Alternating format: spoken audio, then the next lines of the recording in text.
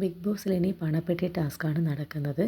ഇന്ന് ലാലേട്ടൻ വന്ന എപ്പിസോഡിൽ ഇതിനെക്കുറിച്ച് സംസാരിക്കുകയുണ്ടായി. ആരാണ് ഇതിനെക്കുറിച്ച് പ്ലാനിട്ട് പണപ്പെട്ടിയുമായി ഓടാൻ തീരുമാനിച്ചിരിക്കുന്നത് എന്ന് ചോദിക്കുന്നുണ്ട്. ആദിലയോടാണ് ആദ്യമായിട്ട് ചോദിക്കുന്നത്, അങ്ങനെ ഒരു പ്ലാൻ ഉണ്ടോ എന്ന്. അനുമോളെയും നൂറയെയും അക്ബറിനെയും ഷാനവാസിനെയും എല്ലാവരെയും പൊക്കുന്നുണ്ട്. എന്തായാലും ഇങ്ങനൊരു ടാസ്കിനെ കുറിച്ച് നിങ്ങൾക്ക് എങ്ങനെ അറിയാം എന്നൊക്കെ ലാലേട്ടൻ ചോദിക്കുന്നുണ്ട്. അപ്പോൾ എന്തായാലും ഈ ഒരു ടാസ്കിൽ ആരായിരിക്കും പണം എടുത്ത് ഓടുക എന്ന് നമുക്ക് ഒരു ഊഹമില്ല. എല്ലാവരും ഒരു ഫൈനൽ സ്റ്റേജ് വരെ എത്തണം എന്ന് ആഗ്രഹിച്ച് നിൽക്കുന്നവർ തന്നെയാണ്. 100 ദിവസം ഇവിടെ പിടിച്ചു നിൽക്കും എന്ന്. അതിൽ അനുമോളും മാത്രമേ ഉള്ളൂ പണം എത്രയും നോക്കിയിട്ട് എടുത്ത് ഓടും എന്നുള്ളൊരു രീതിയിൽ സംസാരിച്ചത്.